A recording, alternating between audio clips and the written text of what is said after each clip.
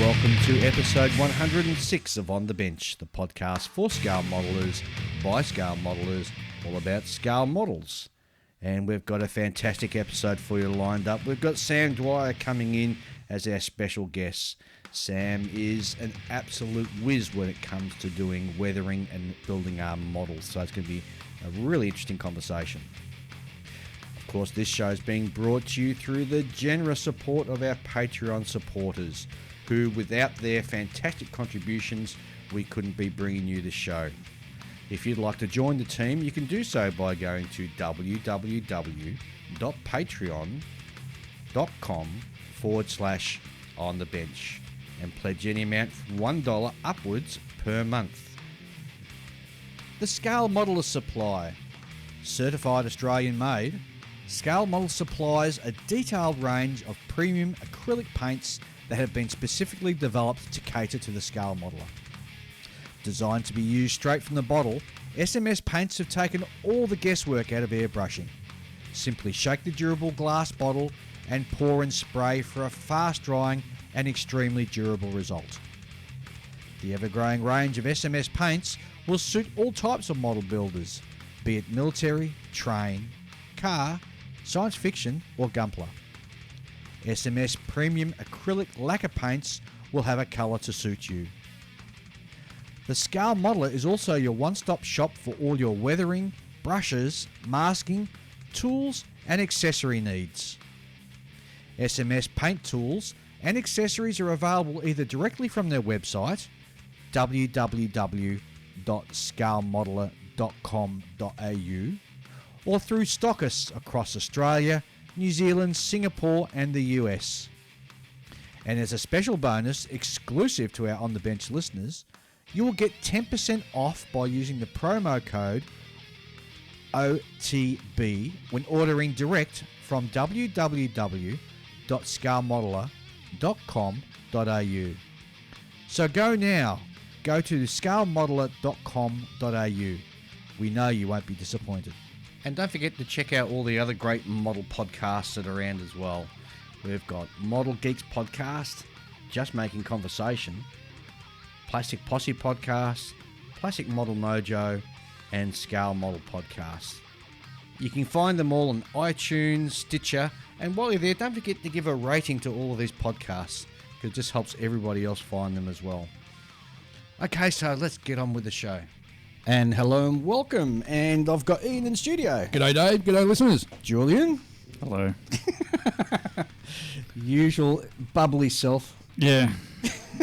It's early Saturday morning for Julian, so. Well, it's not about 11 a.m. Yeah, I'm not too bad. And we have a special guest in the studio, Sam Dwyer. Good morning, gents. G'day, Sam, tell us all about yourself. Well, where do I start? Modelling for 40 plus years, which sounds really scary when you think about it that way. Kicked off with building a Lancaster with my old man when I was about 5. Was it a Lancaster? Yeah, I think it was a Lancaster. And then branched out into armour when a friend built an armour kit in 35 scale. And it blew my mind that you could have a tank that big. And that pretty much kicked off my love for tanks. And so I build pretty much anything that takes my fancy, kind of thing. From aircraft. Haven't done that many ships, to be honest, but maybe that's something I can look at some point. But Gotta have to get you on the shipbuilding. Yeah, I think I built one Fletcher class Tamir, 350 scale. So that was 250 scale. No, 350 scale. Yeah, 350. So I better say it's one of those weird scales, man. Yeah, No, it's the same one that you've got and I've got, Dave. Ah, We've yes. both got those two Fletcher class. Yes. really lovely. And then gold medal ship fittings for the railing and the rigging and all that sort of stuff. So heaven forbid you build it out of box. So and then look, I dabble in all sorts of different stuff, but my true thing is German 35 scale World War II. So I build all sorts of other stuff, but keep coming back to Panthers. Yeah, So can't help myself. You're a Panther fanboy. Pretty much. Pretty much. Yeah. But it's just your weathering stuff that caught my eye, and that blew me away. And it's actually when I was listening to the Plastic Posse podcast. The boys there sort of mentioned your name, and I thought I'd better look you up. Yeah, it was very generous of John to give me a shout out. And then, funnily enough, you're only 10 minutes down the road from me. That's it. Yeah, small world. It is. Yeah. Very small. I think it's a problem with the Melbourne modelling scene. We sort of don't do clubs as much as, say, I think we spoke about this the other week. We don't do clubs as much as the guys overseas do, but we're a huge group to be able to support so many model shops, and there's a lot of us around, but we don't sort of, Yeah. we don't. Well, modelling is pretty much a solitary Yeah, it is. It is. occupation. Yeah. A year of lockdown hasn't helped. No. I reckon it has helped in some regards because, anecdotally, all the model shops have been doing a booming business during lockdown. Yeah. So it's encouraging. Bricks and mortar model stores doing well is always good, isn't it? That's fantastic. Yeah. What are you looking at me for? Well, I'm waiting to see if you've got a funny comment to make. Well, I mean, like everyone's been indoors. Everyone's building models. People who wouldn't normally build models are building models. True. Well, people who used to build them once upon a time as a kid are coming back. Yeah. You're just getting those restocks out of overseas. Yes. So the stores are starting to look, the shelves are looking a bit bare. I've noticed that too. Yeah. I've noticed that a lot too. Yeah, anyway. Well, it's great to have you here, it really is, Sam, and really looking forward to that conversation we're going to have later on down the line about weathering and stuff. I'm really keen to... I want to ask, so what are you currently working on? Oh. So I've got a number of things on the go. Couple of things. So I'm working on a surprise, a German tank, a Jag Tiger, in transport tracks. So, as you know, or you may not know, to move them around, the Germans, really, difficult process, I would imagine. Pull the wide tracks off, fit narrow tracks so they could fit them on the train cars. Okay. And ship them everywhere. So they didn't log track miles on the tanks, sort of thing. They're pretty unreliable anyway. So, Fuel pumps, wouldn't it? Almost everything. Final drives, fuel pumps, you name it. Yeah. They weren't too great. They're So- a great big box, though, aren't they? They are Jag awesome. Tiger. They're such a huge, massive They are box of awesome. everything. Yeah, it's pretty much my favourite German tank. Well, Panthers and Jag Tigers. Yeah, so Jag Tiger with transport tracks, which is bizarre looking. Looks like a man in ladies' shoes. Right. And also a Mini Art T55. So I don't know if you've ever built a Mini Art kit. They're fantastic models, but it is death by sprues. Yes. There are 10,000 sprues in the box. Yes. Oh, really? Yes. And built one, and it was amazing. I built a Dingo. There you go. And, Look at oh my God, the amount of, part count is just stupid. Yeah. But actually went together beautifully well. So it Surprisingly. makes a dragon kit look tame, does it? It does, yes. Or a Bronco kit. Or Bronco? Oh, really? Yeah. Well, you can Worse al- than Bronco. Wow. You can almost say Mini Art is a Dragon or Bronco kit on steroids. There's that many parts in there. It's just crazy. And it doesn't need to be, which annoys me in some respect. Yeah. It's almost like it's, previous generation moulding technology, out of the Ukraine, that's all they can do. Whereas you think about what's coming out of China. Yeah. Or Japan for that matter with Tamiya. Yeah. But it's still, they capture the detail and it's really crisp and maybe a little bit of flash here and there, but it's lovely, yeah. And I got a soft spot for the T55 as well, so doing it as an Iraqi one, so it'll be putrid and opportunity to weather the living daylights out of it. So. Good to hear. Good to hear. All right, how about we have a look at some listener mail? Listener mail, yeah. And we've got quite a bit in this week. I've got to open up the mail section. No, that's the wrong button. Here we go. Gosh. Dave versus technology. Gee, I'm really struggling, aren't I? It's nearing. I got an email. We missed this from the last episode, and this is from the Cagman, who's from New South Wales, in the Southern Riverina. So, g'day, Dave, Ian, and Julian. Long-time listener, first-time caller. Thank you all for your efforts promoting the hobby. I have a huge stash. Well done. Not just the one on my face, and you've inspired me to begin modelling again after an absence of over 20 years, beginning with purchasing a grand's worth of models from a mate. Oh, effort.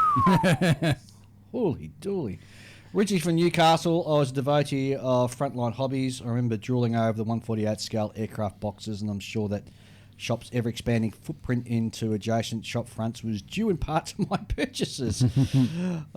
Question time. Even though you are converts to acrylics, lacquers, etc., how do you mix enamels that have been sitting for 20 years? I have a wealth of Testers Model Master bottles, I should say, that need more than just a good shake. So what do you think on that? Well, it depends how far they've dried out. If they're like bricks, throw them out. Yeah. If they're like a gooey gunk, being enamel, just some multi-purpose thinners or some enamel thinners. Yeah.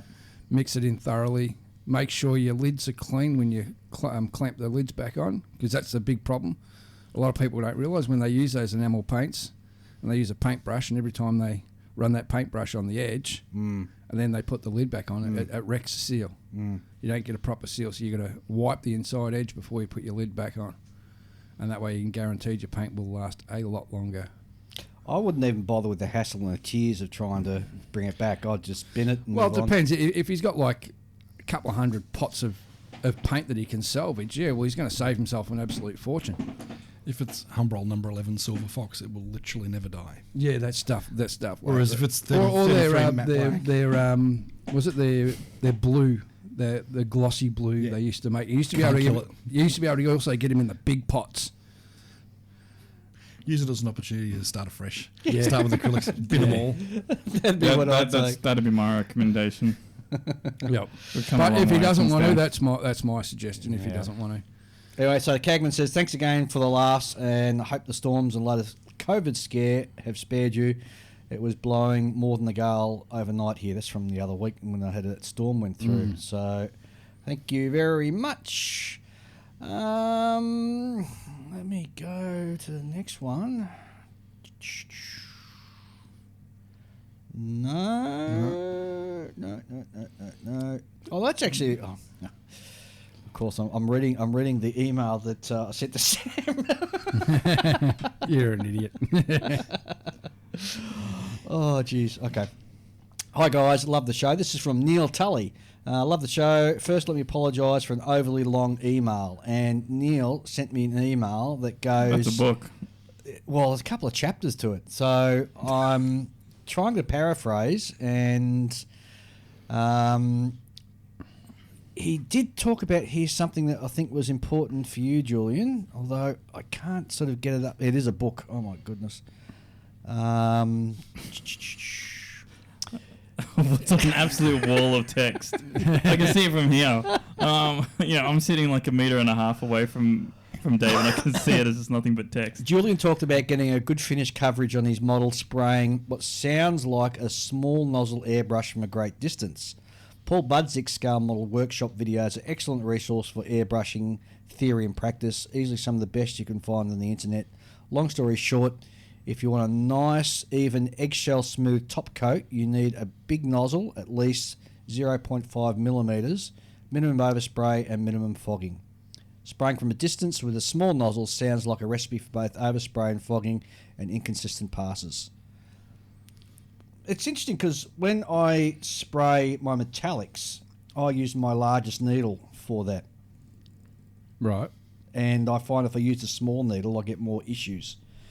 I don't know could be how it 'cause of goes the- with Well, cars. I'm familiar with Paul Budzick's videos, and his examples are like using a small airbrush to paint like the hull of a very large 1/350 scale ship, and you see, and he makes it sort of look like he's running this thing up and down the entire length of this meter long model. That's a bit different from what I'm doing. I'm just doing a car. Yeah, that's true. So, Neil says, again, apologies for the stupidly long email. Oh, it's all right, Neil. Apologies for not reading it all out. Kind regards, Neil. And in progress, he's got a 1/48 scale Zukimura F4EJ Japanese Phantom. It looks absolutely awesome. Okay. You know what? I don't know what the next one's going to be. Yes, I do. Remember we were talking about museums the last episode over in the US, and I couldn't remember the name of that museum. Well, John McAvoy writes in and he says, Hi Dave, nice to hear you guys talk about the PNW. Tillamook Air Museum. That was the one I was trying to think of. Ah, right. He's actually sent me a couple of photos of when he was there, of his little boy sort of running through this huge dirigible air hangar, which is what they where they all sort of sit now. So thank you very much for that.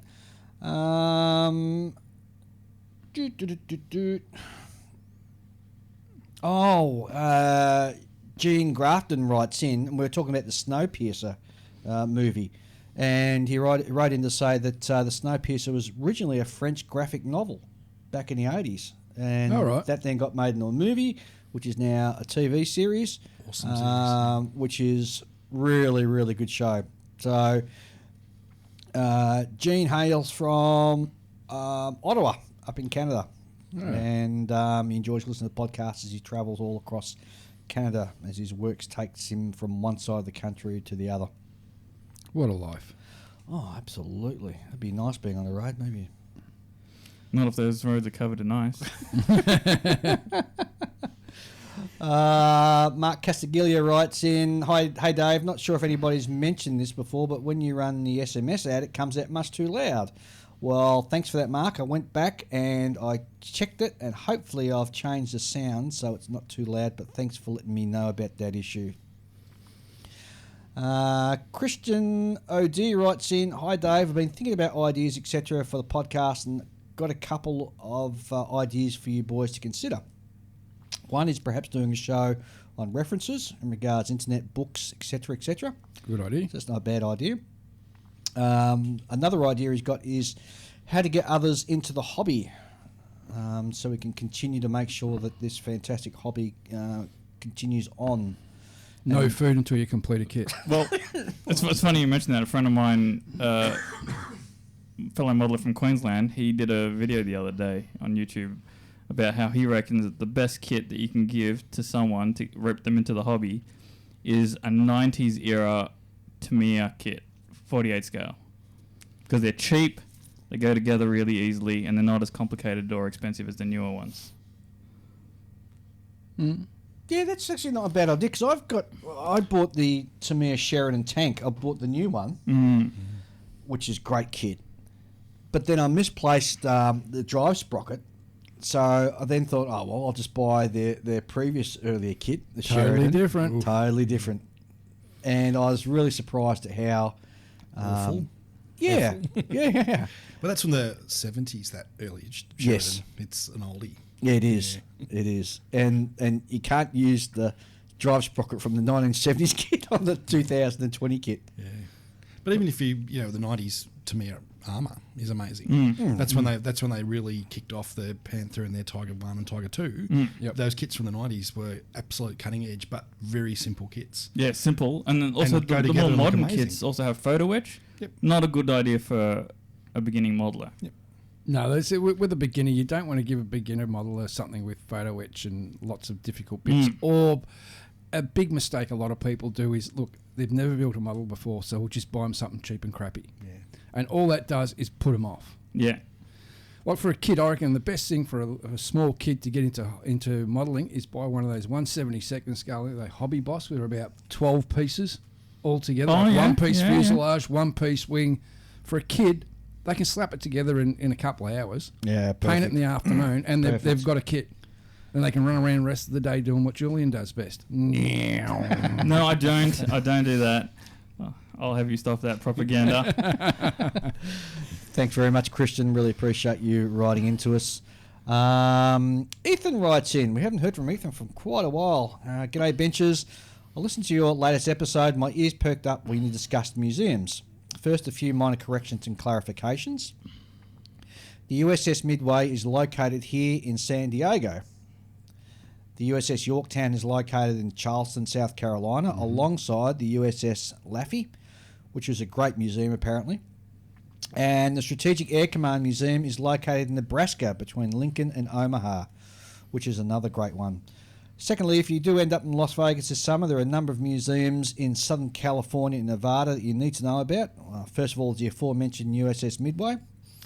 But there's also a maritime museum in San Diego, which has, among other things, the Star of India, which is an 1850s sailing ship, and also a Soviet-era Foxtrot submarine, diesel How the electric. heck did they get their hands on that? I have no idea. Swapped it for some nylons. So, or sell them some jeans. That's it. Pair of Converse. The San Diego Air and Space Museum, which is primarily located in Balboa Park, but also has an annex to the north side of Gillespie Field. which happens to be where the IPMS San Diego meets and hosts Model Expo every June. It's also the Flying Leathernecks Museum, which is located at Miramar in San Diego, as well as the USS Iowa, which is located in San Pedro, which is south of Los Angeles. Of course, the National Atomic Testing Museum, located in Las Vegas itself. I want to go there. I want to stand in the spot where the first nuke was let off. Yeah, why not? Yeah. Why not? Interestingly, I saw a meme, and it was about Japan, and you know the Himamaru? Hinamaru, yeah. Basically, it's a pie chart of where all nuclear bombs have been dropped on a country in war. Ouch. Well, there's only 2. Don't you get it? It's a pie chart. Yeah. Yeah, okay. I thought it was hilariously funny when I saw that. Anyway. Yeah, Ian, don't you get it? Yeah.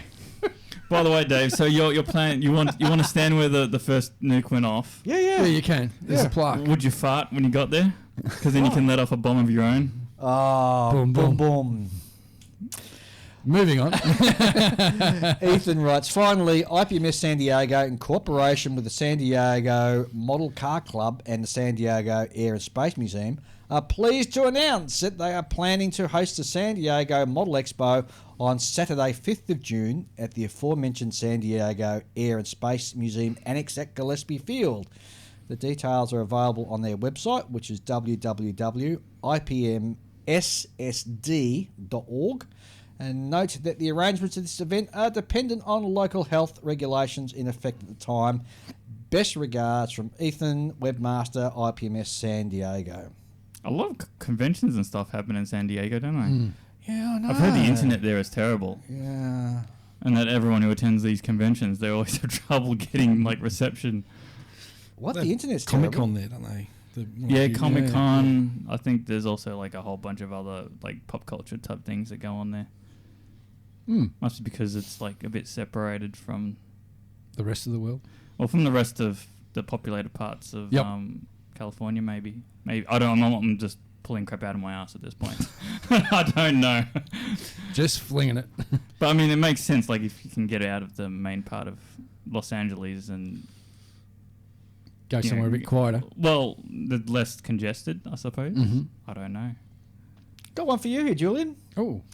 Goober. Oh no. Goober from Southwest Missouri writes in, "G'day, Spruce Studs." Spruce studs. I like that. I have a question for Julian. He said in the previous podcast that he'd purchased a Walker Bulldog, and I was curious if he had plans to start it soon, and if he was going to purchase any aftermarket tracks or PEs. It comes with vinyl No, tracks. no, I actually haven't purchased a Walker Bulldog, but I like it as a tank. It looks cool. Ah. Well, that it's means like you got to get one. it's like the little sports car of tanks, in my Well, opinion. means you got to get one then, don't you? I actually do have a Walker Bulldog in my stash. Maybe it was you. Yeah, I haven't. I built it. I bought it because we're doing a Vietnam theme for our next Model Expo, and I still haven't built it yet. It's a bit of a older kit. I wish they'd make a new one. That'd get me to buy one. The reason why I haven't built it yet, because yes, it does come with vinyl tracks, and I hate vinyl tracks. So until I can find some aftermarket tracks, you'll be I able to believe get the, 'em. the good people at Fruhl Yeah. make tracks. they're shutting down. No, they're just dealing direct, so they're not dealing with any of their suppliers anymore. Oh. He's only dealing direct out of Hungary. So I believe he's going to set up a web store and you order direct, which seems kind of counterintuitive. It does. Yeah. Maybe you got bit badly. Yeah. Maybe he wants to monopolize the profits. There you go, Goober. Thanks very much, mate, for writing in. Now, Ian Fraser wrote in about the Mooseroot Cup. Ah. Oh yes, Have you built that yet? it's probably still more built than the other party. I'm guessing. Again, I'm pulling more crap out of my ass. Have you got it back off your mate yet? No. I was supposed to get that tomorrow, but apparently a tree fell in his backyard and it got cancelled. So, Oh, Paul. yeah. Jeez, any excuse for Paul. Well, hang on. How does a tree fall in his backyard? No, because we were supposed, like a bunch of us were supposed to go over to his place and meet up, and that's off now. You still can. You just got to bring a chainsaw. Nah. Well, I don't even need to do that. I could just go over there and pick up my stuff and leave, but it's quite a drive. It is, yeah. He's not that far away, is he? Is it Ferntree Gully? Oh, come not on, too man. far. Fentry Gully's not far. It's far enough. I'm not It's gonna- like 40-minute drive. Yeah, but why do I need to go for a special trip just to get that thing back? I mean, like, it's not due for it. Like, that build doesn't need to be finished for like a year or something, right?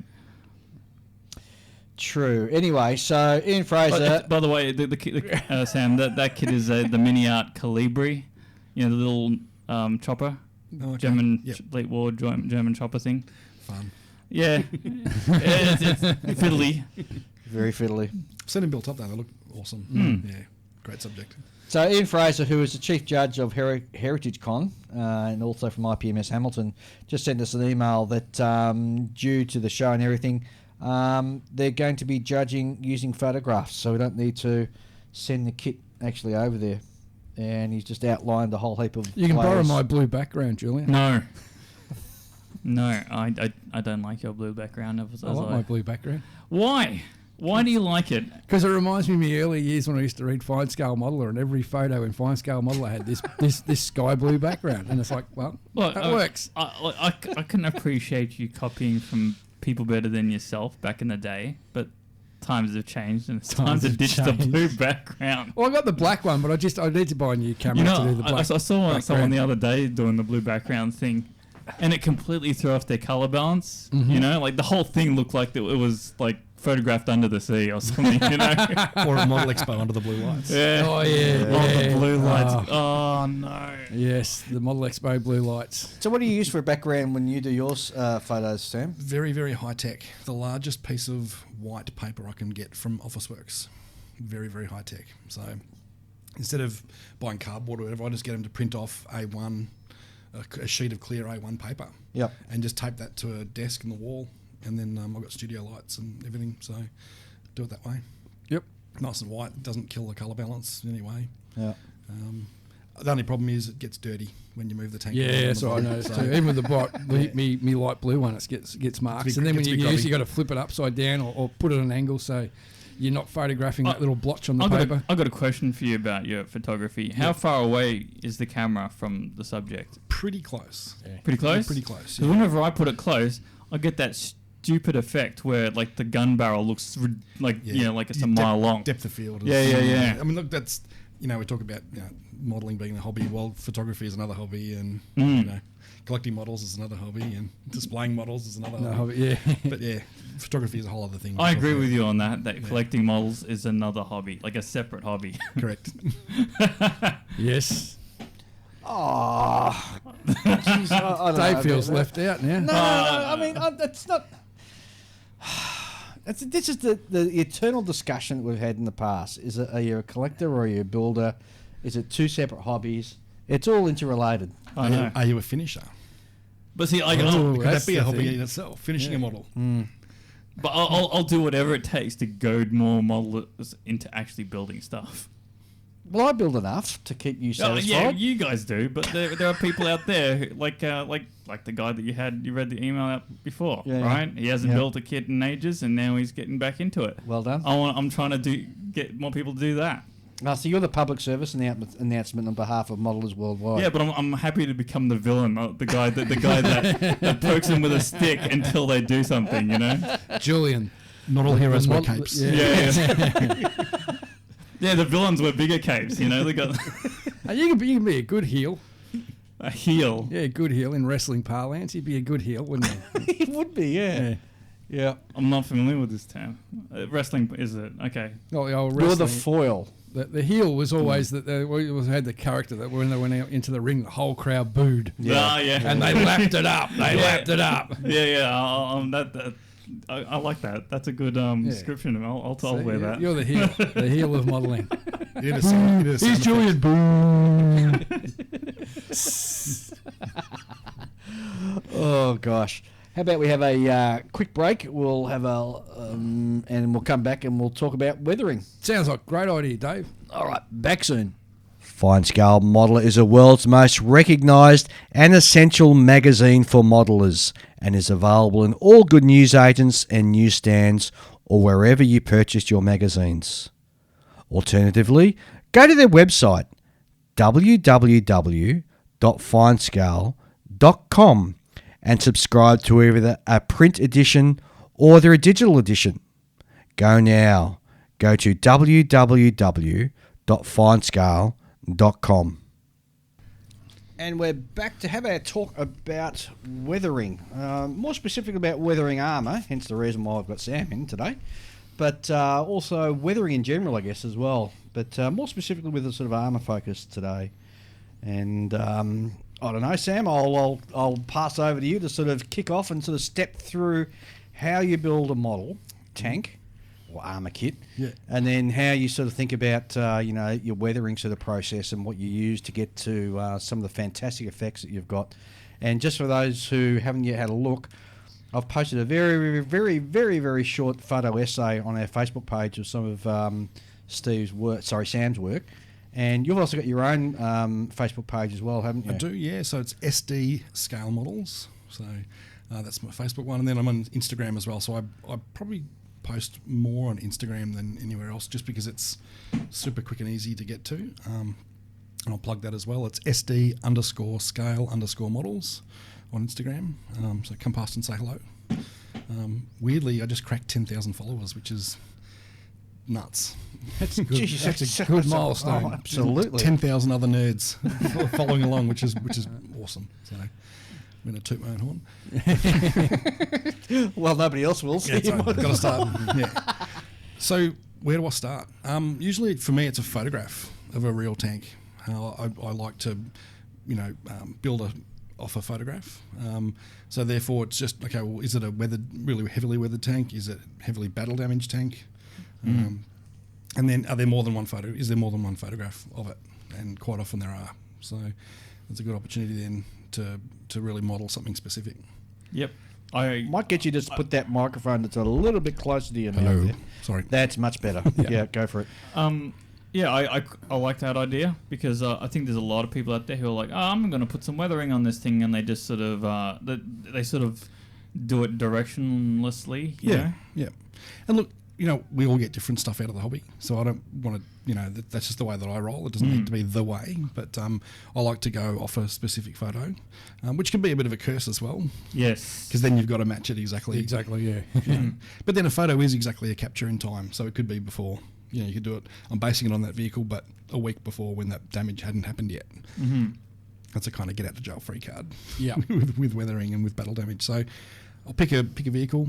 I'll pick a scene and then model to that. So, and if I'm putting something together, I'll usually scan the instructions, have an idea about the sort of process and where I want to go with it. But then I usually put the big parts together first. So I'll throw the hull together, throw the turret together, the really big bits, and then work on the detail last. That way I don't break anything too much. And then, paint and weather, which is that's the magic sauce, I guess, if there's such a thing. So usually I build a lot more than I paint. So I find painting to be, sometimes can be a real struggle, and then weathering can be a real struggle as well. As much fun as it is, I've got to be in the right mindset for it. You've got to be in the zone. Really do. Yeah. Yeah, really, really do. So do you introduce any kind of weathering in your painting? Like, do you employ any kind of special painting techniques or anything like that that's popular these days? Yeah. Look, I probably do, but there's a bit of a trend in the hobby over the last little while to sort of have a system and to go as hard as you can and be as complex as you can with painting and weathering. And I've got to say I'm pretty lazy, and I'd rather go the other way and sort of try and keep it as simple as possible, which is why I've really moved to acrylics for weathering. I find them really easy to use, and they're quick, and they're non-toxic, which is nice, and they don't stink too much. And, if you want to speed stuff up, you can just, hit it with a hairdryer, and that dries them really quickly. So, look, acrylics for my main base coat. I tend to spray on the lighter side. So if I'm doing multi-coloured camouflage or even single colour, I try to keep it really light. And that's tonally light, not coverage light. So I make sure the thing's really well painted, obviously. But I keep the paint on the light side because once you start weathering, things get darker. Correct. So I try to keep it light, and then I'll do oversprays and sort of... I'll try again. If I'm doing a sort of colour camouflage, depending on what the photo looks like I'm working on, no spatter. So get the camo as tight as you possibly can. I've seen some amazing models that you look at them really close and they're covered in paint spatter. And if the real tank was like that or the real plane was like that, that's cool. But in 35 scale or 48 scale, it's hugely, it looks it takes away from a great model otherwise. Yeah. So super thin paint, really tight airbrush. There's no magic sauce to the airbrushing. It's a Tamiya HG Superfine, which is the AK-47 of airbrushes. Oh yeah. You know, it's literally anyone can use it. It's bulletproof. You know, it's relatively cheap. It's Tamiya, so it's great. I'm a huge Tamiya fanboy. Mm-hmm. Yeah, they do some good tools. Yeah, they really do. Timothy Young, he asked a question because he just recently got a handful of those AK pencils. Have you ever used them before? I have. Yeah. Yeah. I picked some up from the local distributor here, and look, they're quite good. I haven't quite nailed the best way to use them. I think you might have posted on your Facebook page one of my models, the Mag H, the Israeli M60 with the ERA armour. Yep. I use pencils on that quite a bit. Yep. And they're really good, and I think they're good for a specific look. And that I was going for something really dusty, and sort of with lots of ingrained sort of grime and dust, and yeah, they're really good to use, and you can thin them with water and clean them up with water and that sort of stuff. So that works. Some of the ways I use the AK pencils is that I use them in two different ways. First of all, is just to sort of highlight the edge of a part. Yep. I'll get a lighter version of the actual paint that I've used from the pencil range, and just sort of, much like you do with your Warhammer sort of kits, how you sort of do highlight the edge that way. Another way I found too is where they're really great is you just get a brush, a small brush, you wet the brush, and you just take the just put it on the end of the pencil, and you can wick it off the colour and then sort of brush it onto the model kit, and it works really well that way as well. Work like a filter. Yeah, in some respects, yeah, and you can use it to sort of fill panel lines and stuff like that as well. And of course, being the pencil, you can just rub it off, and it leaves the stuff in the panel line behind. It's really easy to use that way. So I love the pencils, I really do, and I haven't even sort of touched on the other ways. I've seen one guy as an example. He got a model of a 44-gallon drum, and just using the AK pencils, he's completely weathered it and rusted it and everything. Yeah, it looked amazing. I know. I wish I can get to that level, but practice. Practice. That's what it comes to.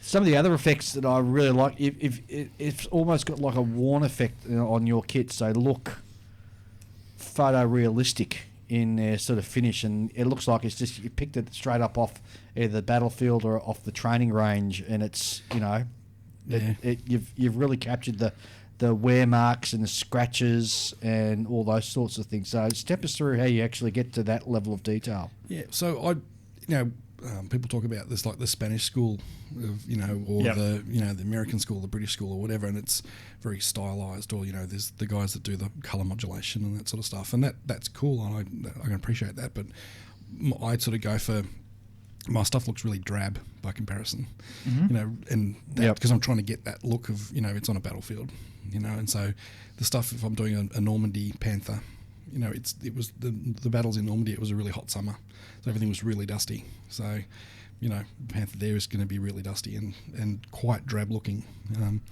My Abrams, which I think you posted it as well. Yes, which is just sensational. Yeah, it was Dave Harvey, a local guy, I think he's in Queensland as well. He posted some fantastic photos of an exercise in 2012. So he posted some photos of the Abrams there, and they were all banged up, the damage all over them. It was almost the first exercise where the troops got their hands on the tanks, and so all the fenders are all bent, and all the stowage baskets are all bent and that sort of stuff. And they're covered in mud and scratches on the side skirts where they've just sort of brushed past tree stumps and just ground the paint off. So it's just layers of acrylic washes is the sort of the quick response, I guess, is Vallejo German camouflage beige is my go-to for dusty, grimy colour.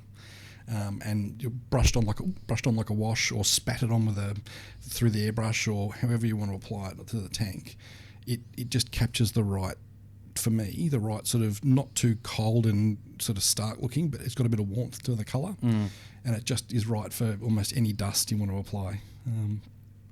And then break out the fine brushes for the little paint chips and that sort of stuff to make them look like it's scraped along a tree stump.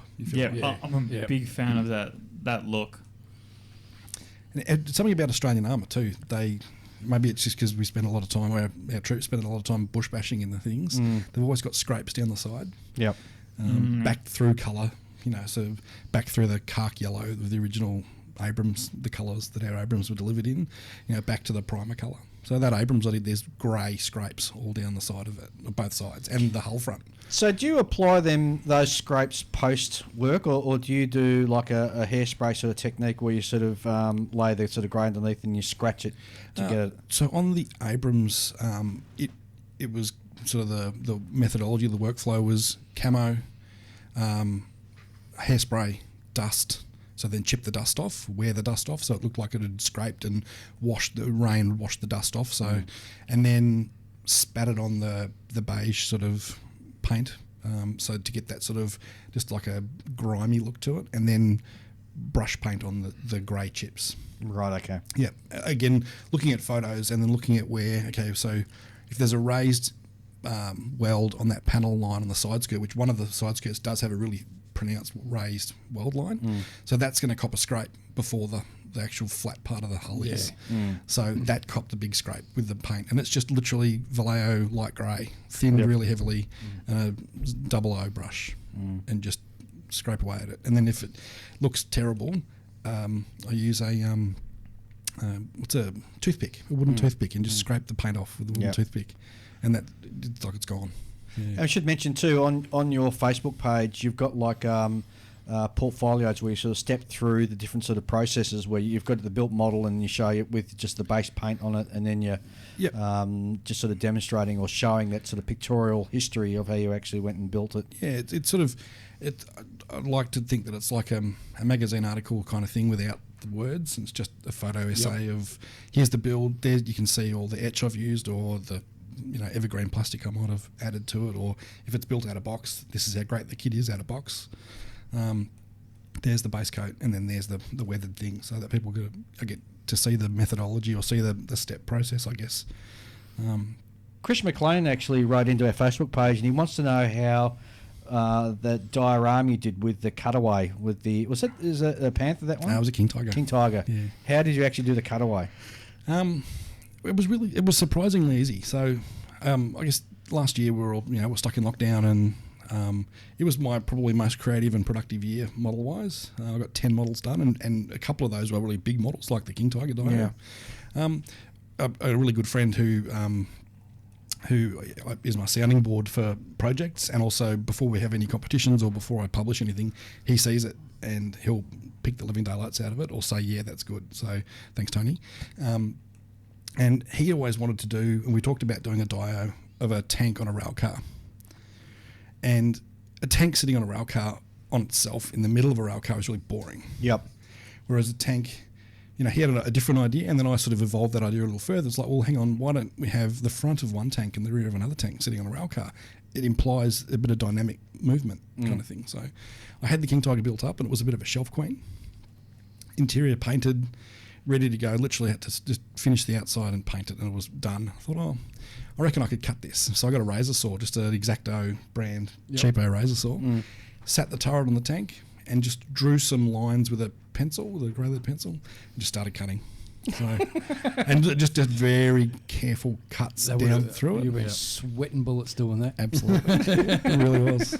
And look, it worked. And the trickiest bit was getting the blade out of the handle, because I'd reached the depth where it wouldn't go any deeper into the tank. So I had to pry the handle open to get the blade out, and just kept cutting through. And then added some frill tracks. I had to cut the frill tracks as well, the right angle, and then added Zimmerit to one of them, so it really stood out that they were two separate tanks. And then some research as to what unit went to the Ardennes with Zimmerited tanks and non-Zimmerited tanks, and so I was able to work that out. And then cut the rail car, and then another good friend made the base exactly right size for exactly what I wanted to do, and it all just worked. So Yep. it looks like a nightmare, but actually was relatively simple in the end. So Well, it helps that you had a pre-built sort of model sitting there on your shelf and just ready to sort of cut up. It really did. Yeah. And, these ideas, what's the worst that can happen? You ruin it, you just toss it away and start again. Yep, and that's exactly how I approached it. And I think that was maybe why I had the courage to what could possibly go wrong. Yeah, exactly. You got to have a crack at it. Yep. One of the things I really like about that diorama is the fact that The pigeons.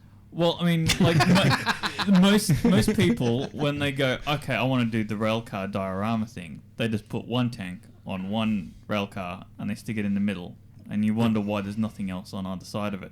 Because real photos don't happen like that. There's always like, oh, there's a bit of a tank over there. I wonder what that one is. Yeah. I wish I had a photo of that one. Yep. But all I got is a part of it. And you see all the veterans photos of them when they're in rail car movement, and the rail cars look like gypsy caravans. Yeah. All their personal gear and all their whatever was just stowed on it, and I really wanted to capture that look. And that's not always, in frame perfect, one tank, one rail car. And so by cutting them, it kind of achieved that, I think. Well, yeah, I mean, it also shows that, you've got, think of it as a photograph, right? You've shown that there's more than one on this, in this situation, but you haven't put two whole models in there, which would have been too much. Yeah. I would have been a giant, Yeah, you end up with a needlessly large diorama that doesn't really and then you got look to right. fill all the space around it. Yeah, What do you exactly. fill it with. And where are you going to store it when it's finished? That's right. You've done on that diorama, I'd call that a slice of time and history in the one sort of diorama. Yeah, and that's kind of and so that's what it was. It was like they're on their way to the Ardennes offensive. That unit was on the way to the Ardennes offensive, and that unit got new tanks just before they rolled out. So one of the tanks has got a really hard edge factory camouflage scheme, which the King Tigers rolled out in at the start of that offensive or just before that offensive, but they also had some old tanks as well, which is the Zimmered one had Zimmered on it, and so that had been used. So again, that was just trying to capture that there are two different tanks on here rather than one tank that I cut in half. Yep. What's your favourite out of all the ones you've built? It's like asking which is my favourite kid. All right, which is your favourite kid? Look, they're gonna hear this, and whichever one I don't pick is going to put me in one of those bad old people's homes, like on a current affair. So I can't pick one of them. Look, always your most recent one. Is kind of the one you really like. Yeah. I just finished one. Panther in Berlin. So. Panzer X put out an incredible book last year, or maybe the year before, Panzers in Berlin, and that's every single page is another model you want to build of knocked out German tanks in Berlin.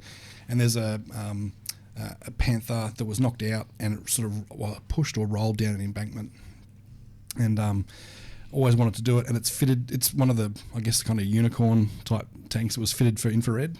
So, all right. Which again, what they weren't supposed to use them. And the infrared gear was supposed to have been taken off the tanks. But in the photo, lying next to the tank is one of the infrared lamps. So it was used, or it was pinched out of the back of the tank in the stowage box on the back of the tank. So, all the talk about they weren't supposed to be used, they were supposed to have been taken off the troops. Well, here's a photo that potentially shows that they were used. So it's pretty cool. Well, that's the perfect one, right? I mean, people will say, it's not that likely. But you've done that photo of there's the exact situation, and you depicted that situation. Yep. And so, and the good thing is, there are several photos of the tank from all angles. Oh, that's the best. over the course of time as well, because one of the photos there's a tree next to the tank, and in the other photos the tree's missing, and the wheels are missing. So people have been pinching stuff off it. So all round photos. So it's the most recent one that I've done, and I really love it. And I was able to source some figures. I wanted some children on it, because you see lots of photos of tanks in Berlin and there's kids everywhere on them. So I was able to find some children and put one of the kids in an oversized German helmet, and he's holding a stick gun, and his sister's holding the kid's teddy bear, going, "Take the damn thing back! Yeah, stop being a soldier, you're a kid," sort of thing. So, and that was one I had to really be restrained on the weathering, because it's these tanks were built by Daimler-Benz just outside of Berlin, and they maybe had a couple of weeks use at most. So super late war, April 45 or even March 45 built. really clean camouflage job. So as people talk about, anything goes into the war, the Germans, no, they were still putting out tanks that were meticulously camouflaged at the end of the war. And this Daimler-Benz Panther was one of them. So you raise an interesting point about that because, and this is something that I am a big believer in. Just because you got an armour kit, you don't have to weather it. No, because at some point they've come out of the factory, or at some point they're cleaned up by their crews to be on parade, especially the modern tanks. Very much so. So I'm thinking here, in the Australian Army, we have we celebrate a couple of the tank guys. Cambrai Day. Yeah, they celebrate that. So all the armour that's used in that parade is meticulously cleaned. Yep.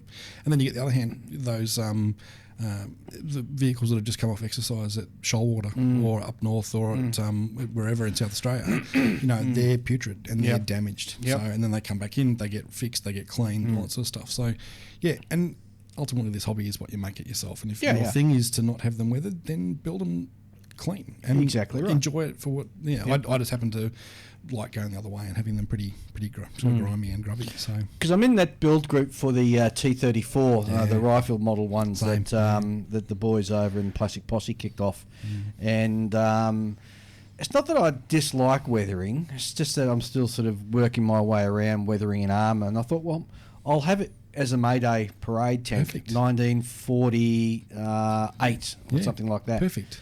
So paint white walls on the tyres. And yes, stuff, I've done all that. There you go. Yeah. That's brilliant. I stuffed up the tracks, so I'm just waiting to get my hands on some new tracks so I can. How'd you finish mangle it the off. tracks? Oh, don't ask, because it's Lincoln length, and I just made a balls up of it, so I've got to. Did you try to glue one track link on at a time? Yes, something like that. Why? I don't know. What were you thinking? Well, I don't know.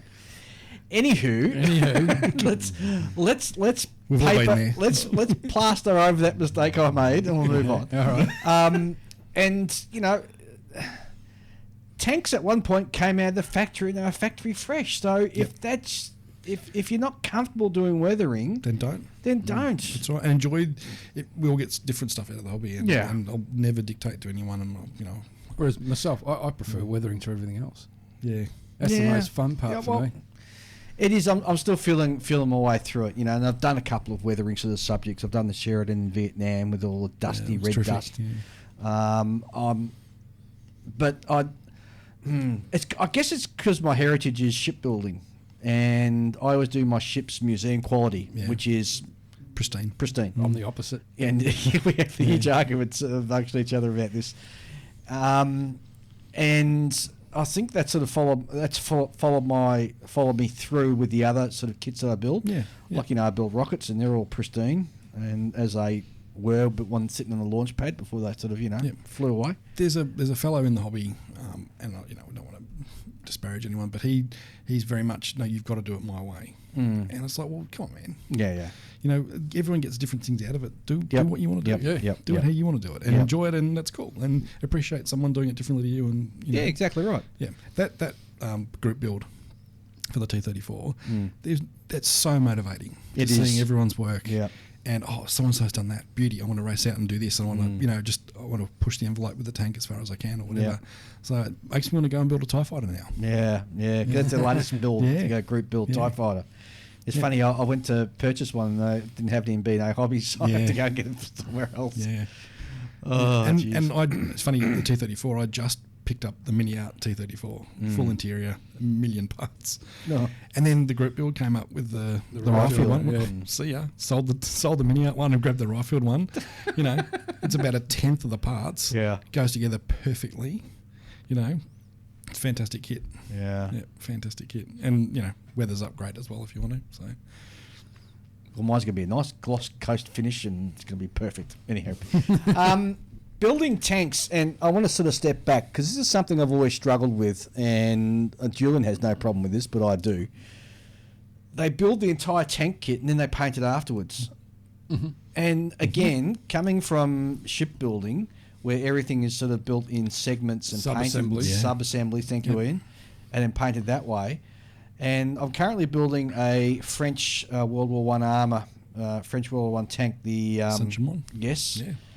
and there is no way that I can paint it and weather it after it's been fully built because of the delicate parts. Sure, So, yeah. thankfully, I've gone back to my old shipbuilding ways, and I'm building sub-assemblies. Yep. Before I actually go and weather, then I'll slap it all together. But it still drives me nuts to this day. I mean, even when I've recently built a couple of Warhammer Space Marine tanks and Asta Militaria tank as well. And even those, I didn't fully build the whole thing before I painted it. I painted certain sections first and then assembled it afterwards. Yep. I still don't get, Sam, how you can produce, and Ian as well, and also Julian, how you guys can build a complete model kit with all the crap hanging off it and then paint it and come up with such a great finish. I'll let you behind the curtain. Open the curtain, please. They're not always built fully. So there are certain bits you can't glue on. Yeah. So, But you can build a whole hull and you can build a turret, and there's two major components that you can paint. Correct. See, I'd even have to turret off when I'm doing the painting. Oh yeah, no, so it's always off. Yeah. Oh, Yeah. here we go. Yeah. But like, if there's polycaps on the road wheels, Yeah. and if I use full track all the time or aftermarket track that comes off, so that all comes off, and I mount the wheels on kebab sticks and paint them that way. So, or I copied Night Shift on YouTube. He glues all if they're Yeah, I've seen that. Yeah, he German glues them all tanks together. Yeah, if the wheels are interleaved or interlocked, he glues them from behind, and then pulls them all the way off the hull in one piece. So I've taken to doing that. So and that it's great. Yeah. So See, these are all like a case by case basis. You can pull some tricks on certain tanks that you can't pull on others. Yep. You know, I mean, like I don't like. I attempted once, and then I was like, nah, I don't like this thing enough. With the German tanks with the interleaved wheels, there's just too many wheels, and they've all got rubber on them. Unless you build one of those Super Late ones. Yep. Right? I can't deal with. you only remove the mold seams off the front wheels. It's not even that. It's the rubber part that I paint. And the other thing on the real tanks, They do have seams. they do have a seam that runs around the top, the center of the tire. So a lot of people, when they scrape that off, Of the road wheel, you mean? Yeah. Yeah. that seam should be there. Oh, I suppose after a while it will wear, but from a new tank, there's always a seam there. Yeah, because they're vulcanized and onto the real wheel. So, but yeah, no, if there's a corner to cut, I'll be cutting it. So front road wheels get the seams removed, and everything else, if it's hidden, see you later. It's not getting the seams removed. So There's no point putting extra work in there. It's not needed. I'm going to cover it in mud. Yep. So it's no point in cleaning the road wheels up. So I know it's be lazy, no, but- I'm on your side with the whole. If you can't see it, there's no point in painting it, right? Correct. Yep. Look, Dave, he's gone quiet. Julian's big on that, Yes. especially doing wheel wells in aircraft. Which one? What do you mean? Well, if it can't be seen, you won't paint it. Yeah, but I mean, So if you glue it to the base, you don't have to paint the underside at all. no. Like I'll paint things like that, but I mean, like when it comes to like some parts of wheel wells, like what Ian's referring to is like he'll paint all the parts for the wheel wells of an aircraft, and then assemble it in there, and then he'll mask inside it. Yeah, that's why I do it. Right? I don't do that. I glue the whole thing up in the wing, and then I'll Spray the wheel well. Mask it. absolutely last. Spray the wheel well last. Yeah. Okay, so camo or camo on the underside plane and colour? everything, Yep. and then I'll mask around it, and I just spray into the hole. See, man, you're just a weirdo. Because if my airbrush has no line of sight into certain areas, then it can't be seen. True. I'm just trying to think. I built the Tamiya ME109, and I think I can't remember now. Man, no, I don't remember what I did. I think I painted everything first with wheel wells and engine bay, and then I sealed up the engine bay with the closed section of engine bay, because you get two. You get a fully open one and a fully closed one. So used the closed one to mask the engine bay off. Yeah. Then tried to match the camo. Nightmare. And it's the one in Canberra, so it's a mismatch. Oh yeah, that's a real Absolute dog's breakfast of an amazing aircraft. Amazing aircraft. So the wings are mismatched camo, the tail wings are mismatched camo, the fuselage is a mess. Yeah, yep. So then trying to match that across it, which was good. But fun. still the only fully original 109G in the world. Oh, is it really? Yeah. Mm-hmm. I didn't know that. Same as the 262. 262 and the 163 Comet. No, 163 was repainted in the 60s. Oh, they did repaint that. At Point Cook, they repainted it. No, that'd be Yeah, right. jokes. So I know the 262 isn't. Yeah, 262 is original as well, Black X, and it's one that it's a really rare. I mean, they're all rare now, but it was a particularly rare one that we possibly shouldn't have gotten at the time, post-war. Ah. So we did all right. It's in my production queue. Black X. Yeah. Yeah. So back to what we were talking Weathering. about. With weathering. Oh, yes, weathering. With respect to the construction side of armor kits and how like some people will do the whole. Some people actually do it the whole hog. You know. Yeah, I just don't get that, man. Yeah, but Just don't get it. if it depends on the kit, because sometimes you have to paint those rubber bits on Yes. the wheels, Yeah. and that's easier to do separately. But sometimes you can get away with just brush painting, because like if you're building a Sherman, Yeah. right, those wheels are held captive. There's no sense in like painting them all separately. You could potentially leave the bogies off, maybe. You'd have It those as a gets separate tricky if you thing. try to do that because Yeah. you have to close the bogies around it That's and then right. paint that. But if you Or- leave the bogies off the hull, yes, potentially that might be a way around that and do it that way. yeah. But Well, I still mean, it's- I just glue like once I've because usually like a lot of the kids will have fairly robust sort of attachments Yep. for the bogies, Mhm. so you can just push them on and then sit the tank like that on a table so that all the bogies level off. Yep. And then you can glue them all up so that they're all Mhm. solid. Yep. And then take them off and then paint them. I think I built a Mang's Jumbo Sherman, and I just used PVA glue to glue the bogies on. Mm. And so they just pop strong enough to hold or to sit on the desk and get the suspension flat.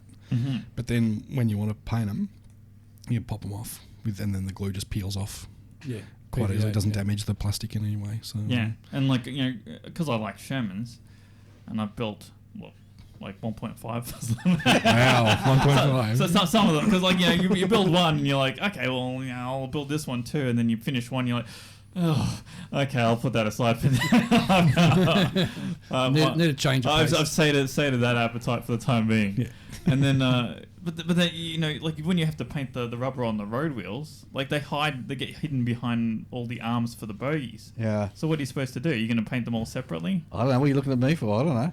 Well, because I'd be really interested how your brain would attempt to tackle this situation My brain would do... in a vacuum without anyone else's sort of... Okay, so my way of doing it would be each individual wheel will get painted, Mm-hmm. and then I'll glue the wheel to the bogies. Okay. Would you paint the bogey, Yes. like the actual parts of the bogies I'd paint the bogies separate. Because that's a lot of little tiny fiddly Yeah, I know. parts. Yeah, but I'm used to doing that in shipbuilding, so I do that. And then what do you do when you have like seam lines to remove? Because a lot of the time these bogies, like the actual housing, because you got the boomerang type part Yep. that the wheels go onto, Yep. Yeah, and like that swing goes arms, yeah. goes inside the main sort of bulky housing part, right? Yep. And those are usually two halves, one from behind and one on the front. Yep. And then there's a seam line that runs along the middle of that where Yep. they meet, and that has to be removed. You clean all that up before assembly, yeah. As best I could anyway. And then after that, I guess... Mud. Well, Mud is a great hider. I'd look at taping as much off and covering it in tape before I do the other spray. It's, I've never built a Sherman, so I don't know how I'd go. Maybe about it's time you did. it. Oh, Well, the cool kids are building them. well, And there's so many kits for Shermans now. great. We literally went from like, what, Gosh. Dragon and Tamiya. Asuka, Tasca, Yeah. right? To like, Royfield and the odd Tamiya one, yeah. right? And now there's like, everyone's got one. It's become the new like P51 of armor models. Yeah. You so know? what's the best kit to buy to build a Sherman? What Sherman do you want to build? I don't care. So, Tasca is still, or Asuka are still, they're beautiful, but they're pretty hard to come by at the moment. I want to do a Pacific Sherman. Would be the best. What would be the best one for a Pacific Sherman? Do you want to do the spiky ones? Oh, of course, it's got to have spiky bits. Dragon. Dragon. Yeah, if you can find them. Yeah, Dragon do M4A2 for Marine Corps ones. Yeah, but if you like, my big thing, I love IDF Sherman, so I built a ton of them. But American super late war M4A3 76 with the Easy 8 suspension is my jam. I just love them. So funny you should mention Sherman's because I got one on I got the Rifle kit sitting on the bench at the moment. Nice. Yeah, haven't started it. I'm just like contemplating. By the way, Ian, those some of those Pacific War Shermans with the spiky stuff are probably some of the most difficult scratch building you'll ever find. That's all right. Because they're not just spikes, like above the little hatches. There's cages. They're on them. cages. They're cages. Yeah, they got cages on them. Yeah. And they're yeah. really meticulous and like actually quite orderly. Have a look on Shapeways because there's 3D printed versions you can buy of Shapeways. Oh, is there? Cool. Really? I love Shapeways. I bought a lot through Shapeways. Yeah. And the good thing about Shapeways, a lot of these guys, if they got something on a different scale, you send them an email and you get them to descale it or scale it up or scale it down. Perfect. I did that when I did my England build. Yeah. The guy did just the England. K guns, which are the what they call the anti-ship, anti-submarine depth charge guns. Yep. He did them in 1-200. So I sent him an email. I said, "Can you do this in 1-350?" He goes, "Yeah, no problem." So I bought about 6 packs. So I had enough K guns to do about 6 ships. And they're beautiful. They've got all the rivets that hold them to the deck and everything. Yeah. And they're tiny little. And in 1/350 scale, that's pretty awesome. Yeah, what you can get now from Shapeways is just But that's the details. The brave new world is 3D printing. Oh, yeah. technology. Oh, it is. It's Like I love my photo etch, but even I can see the writing on the wall Yeah. with Yeah. photo etch. Yeah. And the fact it's even more accessible now where, I mean, the photon printers now, Any photon, yeah. I mean, geez, the price they're going for then, you know, like $300. And then you're off and away. I just feel that's another hobby. Oh yeah, yeah. You That's get another lost thing. with It is. I think it's important to sort of put it in the area of scratch building. You know, Well, Dave Parker, who's AFE modeller, he is building this epic. It's a trumpeter Panzer IV H. That it's 5 years work so far. It's insanely good. It's the best model I've ever seen, and he's taken to 3D printing parts, and he's on a really steep learning curve to sort of learn how to do stuff in SolidWorks. I think he uses as his his digital media, and what does he call it? Scratch printing. He's referring to it as now. That's That's a good way of putting it. Yeah, scratch. Just the last couple of days, he goes, I scratch printed this cupola, and it's insane. It's the best thing I've ever seen. And then this morning, he put up a gunner's sight for the coax MG, or the bow gun MG. It's this right angle sight that he scratch printed. Doing scratch printing, I like that term. Yeah. Scratch printing is really big in the real space modelling area. Huge. Yeah. Because they can do all the latest Dragon sort of they can do whole kits. yeah. But they because a lot of the latest more modern stuff isn't available in at all, and the only way to do it is to scratch print it. How far do you reckon we're away from a major model company selling 3D plans for something that I you reckon print yourself? 5 years. Reckon? I reckon within 5 No. years. I reckon within 1 year. I I reckon we're that close. I think that the problem is in like retaining like the actual ability to sell it, because you can't sell the. Yeah, but like, how do you make a piece of digital media one use only? Yeah, that's a good You point. can't. Ask Apple. There has to be. Yeah, but that's what I mean. Like, you This need, file you will need a self-destruct. You're asking a model company to That's come up right. with an incredibly sophisticated Encrypted. kind of encrypted thing. Of course, yeah. And all it takes is one particularly talented person to Hack it and undo away it you all. You know? He's printing all the jerry cans he likes then, or whatever it is that it's going to be. Yeah. You know what I would like it may exist, it may not exist, but having this conversation just popped into my head. You know the blade sight that you see on British tanks? Yeah. Yeah, the one with the pitched roof? Yeah, on top it of looks like a kind of little thing, bird cage type yeah. thing. Yeah, it does, yeah. That is such a pain in the ass. There's not many kits that have it in plastic, and the ones that have it in photo etch, it's such a pain to assemble. It looks like a little like a square bird cage kind of thing. Yep. And I got kits that it's missing from, because I just don't have any means to do anything with it. You can't fabricate it. It's too fiddly and thin. It's only a matter of time before someone does it. Someone just needs to make it up, design it. It's like a 5-minute job. It really would be. It's just straight sides and a pitched roof. Yeah. Yeah. Bound to happen. So where was this sitting? Where does it sit? So it sits in front of the commander's cupola. Right. And it's for him to be able to sort of roughly lay on target for Yeah, the it's gunner. like iron sights, but for a tank. Ah, okay. Yeah, so it sits on the turret roof on the outside of the turret. Yep. And so it's for him when he's peering out looking for targets. He Yep. can go, okay, that's we're roughly there, or and I think the thing behind it is that if the target sits inside the framework of this little sight, it means that it's in the gunner's sight as well. So, if he can see the tank Yep. inside the little pitch roof or inside the little frame that he's looking through, it means that the gunner is going to be able to see it roughly within his scope to lay it on. So if it's outside that little site, that little building... He's going to tell the guns... He's going He's go, you need to slew left or He's going right. to slew the... Yep.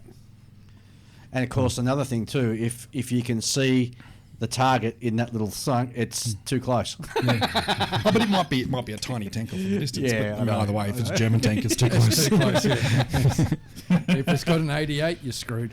If things are exploding around you, it's too close. So, being an expert on Panthers, well, Looks nervously. at least from a Muller's perspective, right? It was my understanding, like, because I watched the Chieftain. He did a walk around of a panther. Oh, that panther, boy. Yeah. And the way he sort of made it seem is that like the magnification for the gunner is like really high, and so it was almost like a gun, like a tank that's set up like a sniper. Yep. Like it's long distance and it's not so good at short range work because it's got such a limited. It's like looking through a tube, Yep. You got no peripheral vision. All tank sites were like that. Yeah. Yep. Although to a certain extent, yeah. Close engagement is anything under 500 meters is way too close, especially on modern stuff. But the Panthers with their long range and high powered guns, very much sort of a sniping type tank, if you like, if there's such a thing. So Yeah. absolutely no good in like a Kursk style environment where you're literally banging into the enemy tanks. Yeah. Yeah. I don't know that anything's good in it. It was all bad. Kursk was all bad. Bad. Panthers were brought into service just before Kursk and teething problems galore, and they were on a hiding to nothing. They were always going to fail there. Something like the Ferdinand. Yep, they were always going to fail. So 'Cause not many Ferdinands got out of Kursk, did they? no. Yeah, I'm not overly. I don't know the numbers specifically, but the ones they did, they brought back and they Put a gun in them and called them an elephant. put a machine gun in the front of them and with Zimbrit on them and called them an elephant. Yep. Because that was such a bad idea. You imagine that you got this tank and there's just no defensive armament at all. Yep. But the Russians suckered the Germans in completely with Kursk, Oh, and they were always going to lose. It wouldn't matter what wonder weapon they had; they were always going to lose Kursk. It just Well, it doesn't matter what wonder weapon they had, they were always going to lose World War II as well. Course, only a matter of time. yeah, that's right. Only a matter of time. Yeah. Too true. Yeah. Too true. Absolutely. I suppose we should talk about weathering again. Well, let's circle back to the weathering, and I'm intrigued, Sam, as to how you get the dust effects, especially with your Israeli armour stuff, Yep. which you obviously enjoy. Yeah. How do you get that dusty sort of finish to it? Yep. So acrylic washes. So I do a bit of enamel stuff, but sort of try to steer clear from it, mostly because it stinks. So I just don't like the smell of the stuff. So I've really moved to using acrylics. So life colour, a bit of mission model stuff, and just Vallejo all the time. Vallejo. So it's excellent to use. So I mentioned it before. German camo beige is one of my go-to colours for dust. So do you actually spray it on, or do you paint it on with a hairy stick, or how do you do that? So all of the above. Oh, okay. Yeah, all of the above. So Vallejo doesn't. I don't.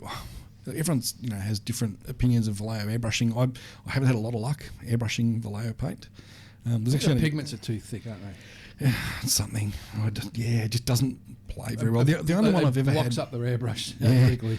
The only one that I've ever had work really well actually was a Vallejo Air colour, and it's the colour I used on the Mag H, the most recent one, Israeli one that I've done, and it sprayed beautifully out of the bottle. No thinning, no nothing. It was the Israeli Israeli camo grey, brown, green is alchemy. I don't know what colour it is. It's you look at two different tanks that are sitting next to each other and they're different colours, but even though it's the same paint. I don't know what they do. It's brilliant. So, but this grey-green colour from Vallejo Air is perfect. It's really, really good. So, and it sprayed perfectly out of the bottle. So that was, really, really good. So, but most of the time I can't spray it.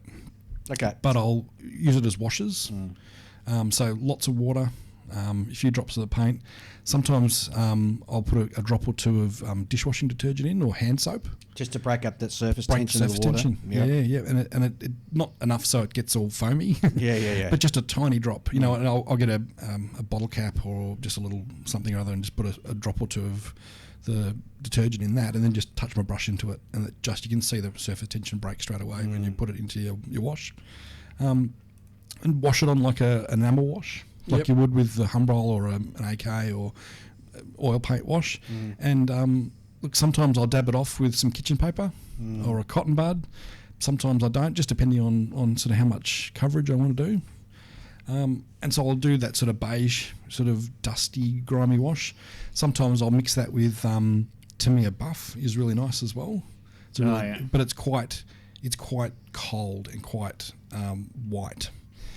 So I'll add some light grey in with that as well. So there's no sort of formula to any of it. I just play around with what colours sort of work really well. And then, just hit it with a hairdryer. If I'm in a hurry to do stuff, hit it with a hairdryer and it dries in a couple of seconds, sort of thing. And then German Camo Black Brown is fantastic colour as well for panel line washes and just around on welds and that sort of stuff. So and again, the same thing, heavily watered down. Yep. With water. Yeah. So and just a drop of detergent if you just want to break the surface tension, but I don't always do that because the hand soap's all the way over there. If I'm in the zone, in the next room. You're in the zone. You don't want to lose that. Yeah. You don't want to lose it when you're in the zone. You just Play with pigments at all? I used to. Yeah. Back in the day, like I used to max as much photo etch on a model I could put on there, and as much pigments I could put on a model. But you got to handle the model, and pigments you can't handle them. No. So. And that's the trouble with my Sheridan sitting up there. It's all pure pigments. It's the only way I've got that effect. Yeah. And I've got to pick it up by the tracks, and I've got to remember when I go to pick it up that. And so pigments don't like to. Well, sorry to interrupt, but pigments don't like having a coat sprayed over the top of them. It really takes that lovely dusty finish away. They disappear almost. Yeah. So I stopped using them. I've still got a handful of them, but I probably stopped using them maybe 5 or 10 years ago now. Because you'd forget and you pick the model up and, oh man, fingerprints. Whereas acrylics dry really hard and there's no fingerprints. You can handle them, So, and then also I do spray. I do the old technique where you get quite a largish brush and load it up with your wash and then use your airbrush and spatter. You spray you spray the airbrush onto the bristles and it just spatters onto the tank. And so you get that look like at the back of a tank if it's accelerating through mud or something like that, where it's washed up the back of the tank. You get that look of it spattering up the sides or up the back of the tank. Yeah, so I never knew about that. It's pretty uncontrollable.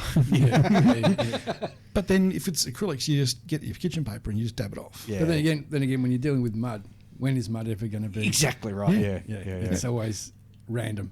And I get a lot of stick, but I bought.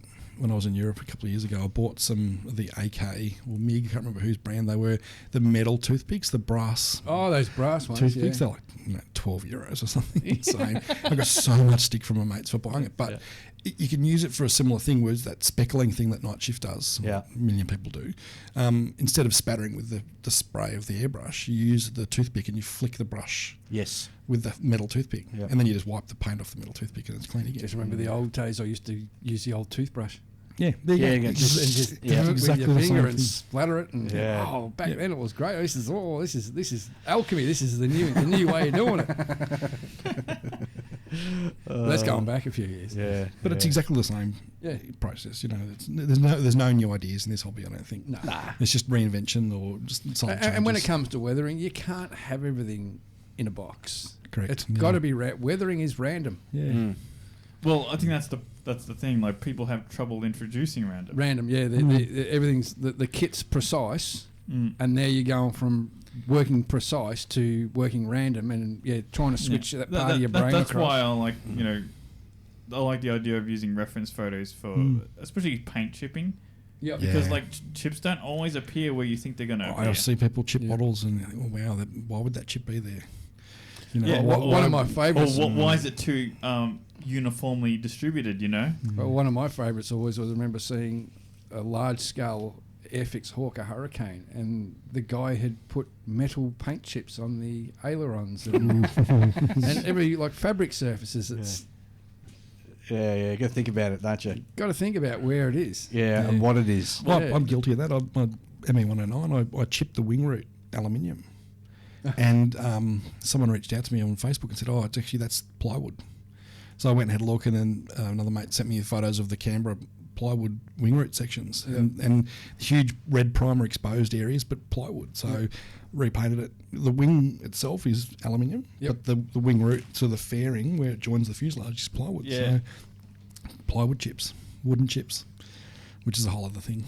Oh yeah, Yeah. yes, that's a totally different medium when you're doing wood. I'm interested to get your make on tracks. Do you use a kit tracks, or are you individual link guy, or a link and length guy, or Yes. can you even work with those horrid things called vinyl tracks? Yeah, absolutely. Really? Yeah, all of the above. Yeah. Yep, all of the above. Look, my go-to is replacing the tracks if I can. Yes, says Dave, raising his hand. Yeah, but if I've got them in stock, or if they're available, they're pretty hard to come by at the moment, unfortunately. So I'm down to one set of Frill Panther track in the cupboard. So I'm just waiting for them to come back in stock everywhere. So I'll be using Kit Track in the meantime, I think. So look, Kit Track now is pretty great.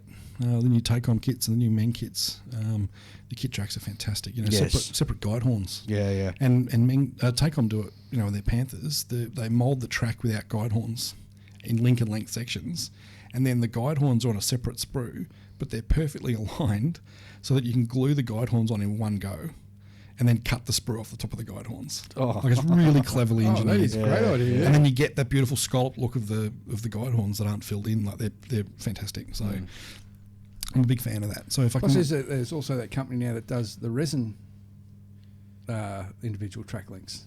yeah, I think there's been a couple of them that have done snap together links. They look really nice. Yeah. But yeah, I'll use Kit Tracks if I can use Kit Tracks. If they're really nice. Vinyl, no problem, because you can just mud the living daylights out of them, and then you haven't spent $50 on a set of tracks that are covered in mud. So Also depends on the kit. Like some of them don't have sag That's right, or Sherman's. visible sag, right? So yep. you've Some of got the nicest Sherman Kit Tracks I've ever used were Dragon T80 track, so metal Easy 8 Sherman track, that from the Dragon Premium Shermans, separate guide horns, which you got to clean up, which are a bit of a faff around, but the tracks themselves are amazing. So I bought a couple of premium Shermans cheap off Facebook Marketplace a few years ago, purely for the tracks. The rest of the kit gets thrown in the bin, but just for the tracks. Really I've got to admit, I struggle with the tracks on armour, getting the colour and the paint right. That's my one big Achilles heel in armour kits at the moment, and I'm still sort of working my way through that. Do you paint the whole thing sort of like a base steel colour and then sort of weather it on top? Do you paint it a hull red and then sort of put the steel on top of that to replicate? It's I know it's not easy. Unless the track's been sitting there for a year, don't put rust on the tracks. Yeah, tell Well- not to go super bright orange rust like that. Yeah, it's just, and you look at that and you think, that thing's been abandoned for years. Yeah, it depends what the medium of the track is. So, you see, new track, even Even new tracks got rust on them. Yeah, but it wears off it's so quick. black, so it's really dark brown. So, if it's if you wanted to do your model not super weathered, you'd go with a very, very dark brown or black colour for the tracks almost. But if there's any wear on it at all, I would go dark colour to begin with, and then paint your track pads black and weather those if it had track pads, if it had black rubber track pads, and then do your metal sections around it as well. Yeah. So And do the metal sections where it wears. yeah, the guide horns in Yeah. the centre. They always wear. They're always shiny. That's where you get a pencil and just rub the pencil on it. Yeah, well, Perfect way. as uncool as it might be, as brown corduroy pants, dry brush Yeah. metal. And it's Citadel Miniatures. Oh, yeah. Well, it was called bolt gun metal. Now it's lead belcher, I think it's called. Is the colour. Great Some colour. of those isn't names, it? man. But the colour is fantastic, and it's metal, but it's not doesn't scream metal. Which is really, and it's acrylic. But within the realm of the Warhammer stuff, they have like this blackish wash called Nuln Oil. Yep. And when you put it over, because they've designed that for their stuff, right? So when you put it over their lead belcher paint, Yeah. it takes all the glittery look off of it Sounds and makes good. it look really steel. Yeah, that sounds good. Yeah, yeah, big fan of those paints. Like if you can use anything, why just because it's made for Warhammer, or who cares? You know? And they You got know, the it's- coolest Yeah. names. And it's so funny because the three of us here, we've done a little challenge amongst ourselves to build a Warhammer Space Marine, and we're in various stages of that. And because my son and my stepson are both building Warhammer, I've sort of go down the Warhammer shop with them now and starting to buy. stuff.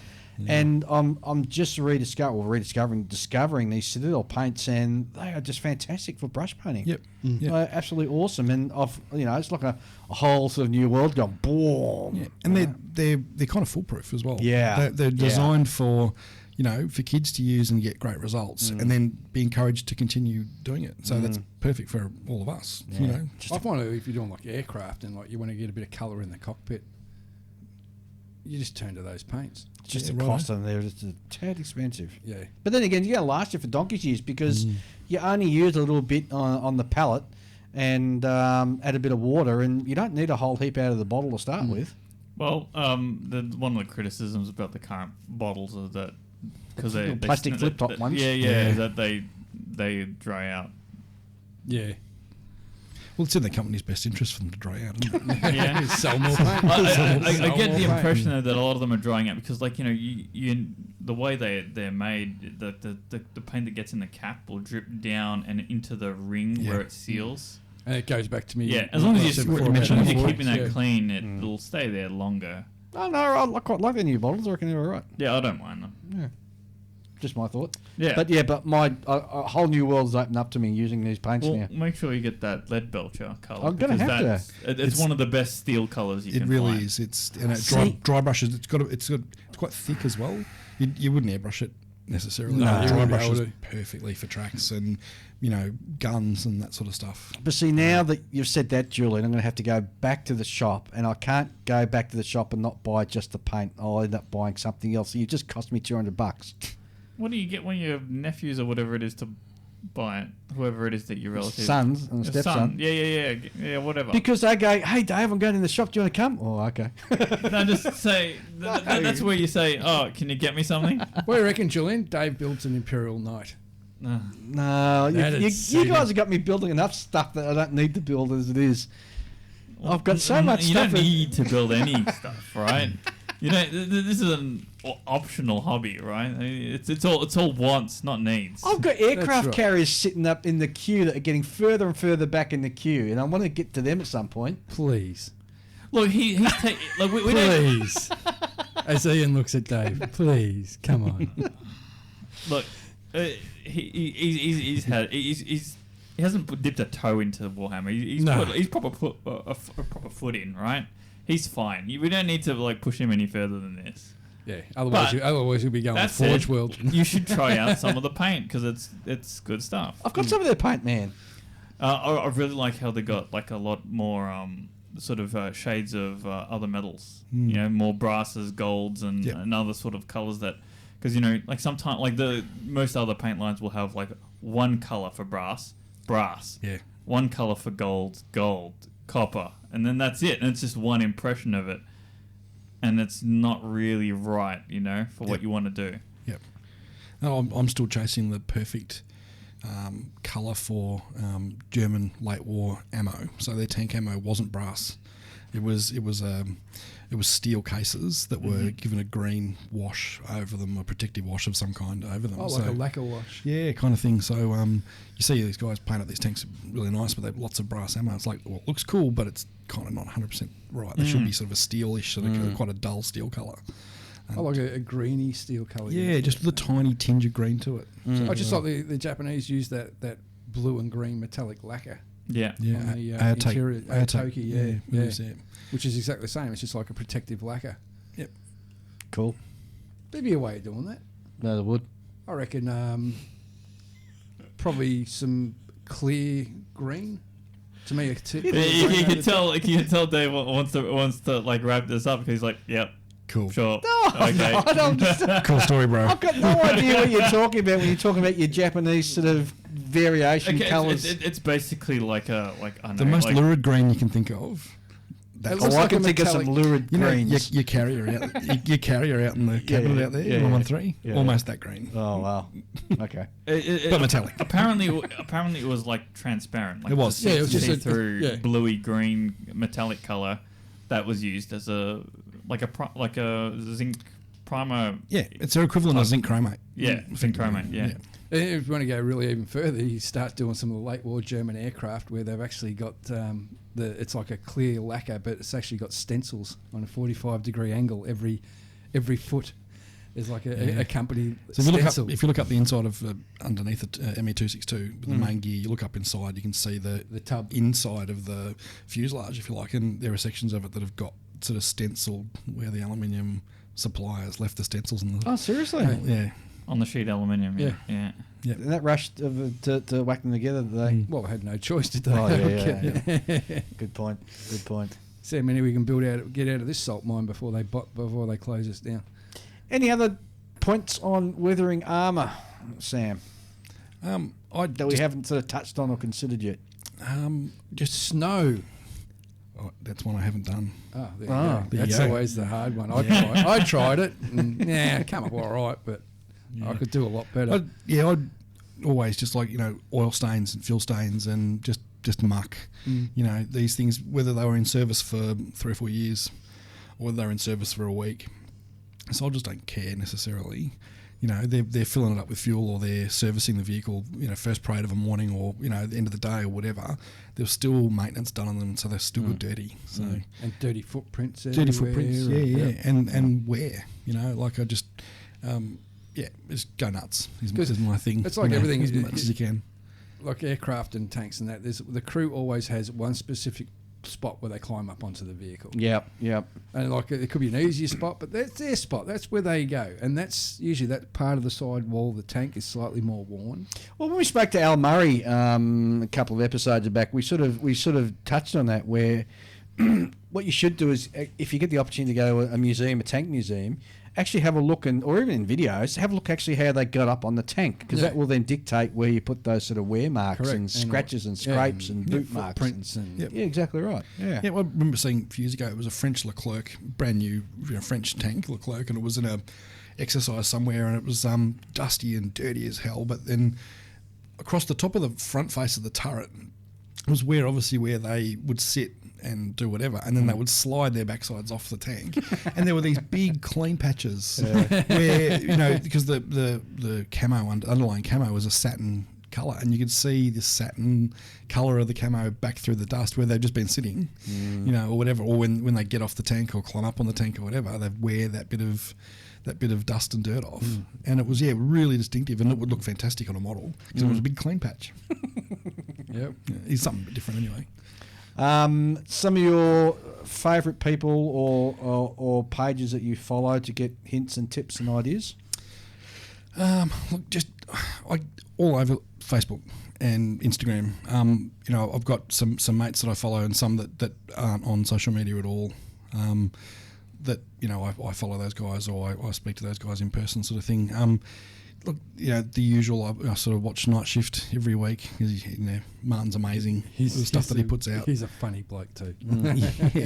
yeah, and lots of friends I've made through the hobby as well, like JB in the States. He's he's a great guy, and he's an insane modeller, sort of thing. So lots of European guys as well. Lester Plaskett is a fellow in the UK who's a terrific bloke and amazingly good modeller and really generous with his time as well. So yeah, but then lots of people not necessarily people who anyone would know, but just folks on the discussion groups on not discussion groups, that's old talk, on Facebook. There's just people post stuff every day, and they're not famous people necessarily or well-known folks, but they're just achieving fantastic results. And so that Plastic Posse podcast group build is a fantastic example of that. Everyone mucking in and having a go, and building fantastic models, and it's inspiring and it's motivating, really motivating for me anyway, just to get in there and build it. I don't know a huge amount about 234s. No, neither do I. But who cares? And that's what was so fun about it, is I don't have to invest. I don't have to worry about, is that bolt on that road wheel okay? Because I can just I can smash it out and cover it in mud or do whatever I want to do. Yeah. Within reason, and have a fantastic time doing it. And that was super motivating. So yeah, I'll probably get more motivation from just the regular. Sounds awful, isn't it? Just the normal folks. Building models and having fun and doing their thing and enjoying it, and having a crack. Any particular forums? Old school forums? Yeah, look, still Missing Links is still a really good place. Yeah, good old Brett Green. Yeah, it's had a bit of a renaissance. There's a couple of people that do some amazing research work on the German armour forum, specifically. As an example, Panther Fs. So no one ever thought that the Panther F ever saw service. So they had the D, then the A, then the G. Because the F, that was one of the smaller. No, it was destined to have the smaller turret, but. Subsequently, there's been photos found of Panther F hulls being used in Berlin. So they've got a G turret, but a Panther F hull, and there's some tiny differences. But for Panther nerds, it's like, wow, that's mind blowing. So what else haven't we? What else is out there that we haven't seen yet? Yeah. So and that's been sort of highlighted on Missing Links of late. So and look, I stick my head in hyperscale from time to time for an aircraft fix as well. So because all models are great. I love his tanks, but I enjoy looking at aircraft. I love looking at ships and sci-fi stuff, and you name it. It's motivation and stuff from everywhere. It's been a while since I've knocked out a tank.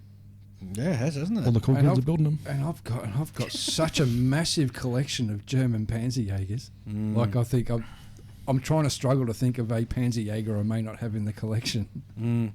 Even a lot of the 46 stuff I've now been collecting. Yeah, and Tamara have just released in the last month or two one of my all-time favourites, which is the Marder 1. Yeah. So on the French Lorraine chassis, with a Pack 40 on it. And it's just, I love it. I don't know what it is. It's fantastic. So I've got a couple of those in the queue as well. Excellent. What's on your bench at the moment? I think I mentioned before, Jag Tiger with transport tracks.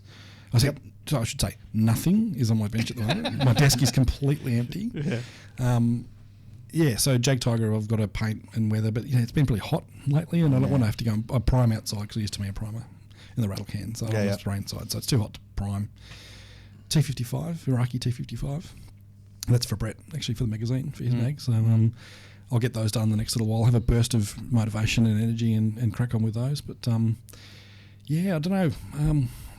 Most recent thing I put together was the Vespid, some new Chinese mob that had a mouse tank in 72nd scale. So it's giant mouse tank, but it's a tiny thing, and it was an hour's work. It was put together, and it's fantastic. And metal barrel, photo etch. Jeez, in the 72nd scale. 72nd scale, and it was honestly it was an hour to put together. Wow, that's amazing. Yeah, and it's beautiful panel lines and welds, and you name it on there. It's really really nice. So I might build that up and paint some crazy camouflage scheme on it. Just just for the fun of it. Speaking of welds, I read somewhere that when you're weathering, you should never rust the welds. Because welds don't rust. Lots of chromium in the weld. And they don't rust. They tend not to rust. They just get shiny. Yeah.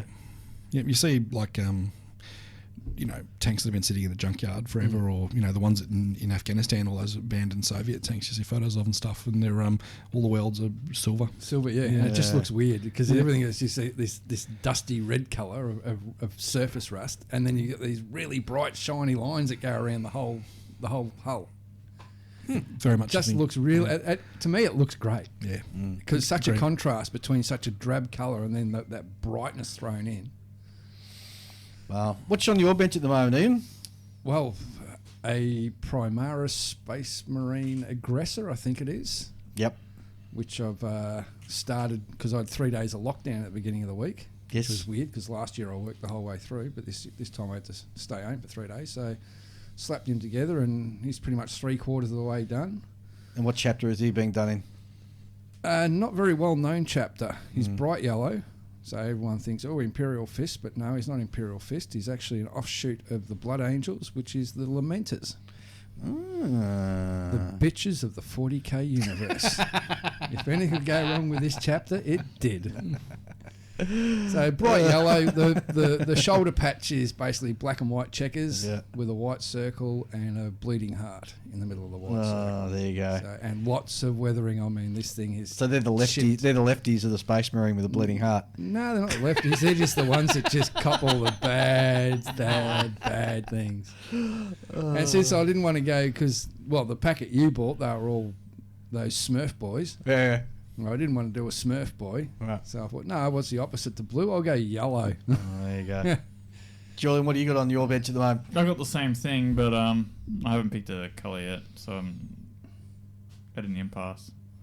Well, I'm the same as you guys. I've got that. You sitting on need my to pick bench. your colours. So I have, that I can have. Pick, okay, what I'm is it? doing the silver skulls, so it's going to be basically a metallic finish. Okay, fair enough. Dun dun dun. I'll have to think about it. Yeah.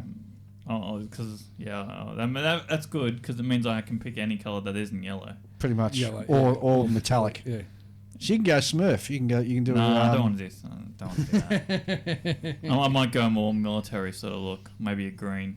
Maybe the Hawks or whatever they were called. They. No, then I have There to was put- one chapter that went full camo. Oh, no, you do just so deep into the lore. I'm not. I'm just slapping the I'll probably have to hand paint whatever insignias on the shoulder. So it's like Well, that's the weird thing. This is the that'll- first time I've actually airbrushed a 40k figure, like completely airbrushed. There's hardly had a paintbrush touch it. Okay. Even doing the little checkerboards, which are like 1 millimeter squares on the shoulder pads, having to mask each individual one up and then paint it and do me circle, and yeah, it's been fun. As a pain in the ass doing checkers. Oh, no, I've done it a few times, checkers. Yeah, but the Poldron's not sort of a square thing no, to yeah, do that's- it on. that's what I curves up, mean. Yeah. Yeah. Yeah, like the tail you did on that P51. At least those are all flat Yeah. sides. When you got like compound curvature, it gets Oh yeah, tricky. yeah, and it does, and you see the photos of people who've done them, and they all most of them seem to creep up to the top. Okay. So, which is I've done. They've all crept up, and it looks pretty good. Okay. At least you only have to do it once. There you go. So the only thing I've left to do is I that don't is have to do a whole army's worth. I just got to mask up that centre section of the Poldron today, and then paint the yellow outside, and then put a bit of a lighter yellow on the top edge, and then I can do me wash, flat clear it, and then paint chip it up, and then once that's done I can glue them on, and then I can start doing the serious weathering, because at the moment it's just yellow with lots of paint chips, so the paint chips like stand out like the proverbial hangers on a dog. Oh, mine's going to be fresh out of the academy. But I find usually when I do paint chipping, as soon as you finish doing this paint chipping, you look back and you think, whoa, that really, really jumps out. What have I done? And then when you start by actually doing the proper weathering and the dust effects, it really blends everything Blends in it in, straight away. yeah, and yeah. It just comes out so much nicer. I'll have to think about what colours they might. But with Space Marine armour, you've got to... because I actually didn't know much about it until I got online, had a look, and like apparently it's adamantium, and then with what they call a ceramite covering. So adamantium is like a greeny. You know it's not grey- real, right? I know it's not. But hey, still, you got to try and follow the law the best you can. If you're going to do something, you got to do it properly. And so my paint chipping is like a white. You were just so serious. Oh yeah. Why so serious, man? He gets more into the Warhammer like lore type stuff than any of us. Yeah, It's well, awesome. I've read a lot of the books, especially the Horus Yeah, well, Heresy. you've read a book. I don't read those books. I've read I'm on the very last Horus Heresy novel they made. That's about 54 books. That's a lot of lore. Yeah, I've still got the cars that I'm working on. There's that chopper thing. There's You go to Paul's. There's You got to go the- to Paul's place and pick up the I'm not chopper. gonna- Why? It's not urgent. Get to the chopper. Yes. I've got that Italian plane, the RE 2002 Sagittario. Jeez, you're being I've got- really slack, aren't you? know. How many shelf coins you got sitting there? I got way too many during COVID because there was no like model club meetings, so it was just sort of like, oh, I'll just build this thing. Oh, I need to build that thing. Yeah, build that, and, and then I got the MLRS. I've got the Leopard 2. I've got. Oh no! I finished the that French plane. The Bloch. Yeah, the Marcel Bloch, whatever it's called, Bloch. Bloch. I don't even know how to pronounce it. BLOCH. CH. But Yeah, it's CH, but who knows how the French I haven't pronounce seen it. Nothing. I haven't seen a photo of you of it finished. I know. I need to get. So until I see a photo, it hasn't happened. Yeah, well, you know, like it's all the way over there where the tube where I keep my white paper backdrops. So and then I got to dig out the lights and think, wow. Just get your phone out and just do a quick snap and put it on the Facebook page. Yeah. Actually prove you finished something. Yeah. True. I actually build models. Yeah. Don't just talk about I build models. I build plenty of models. I just don't finish too many of them lately.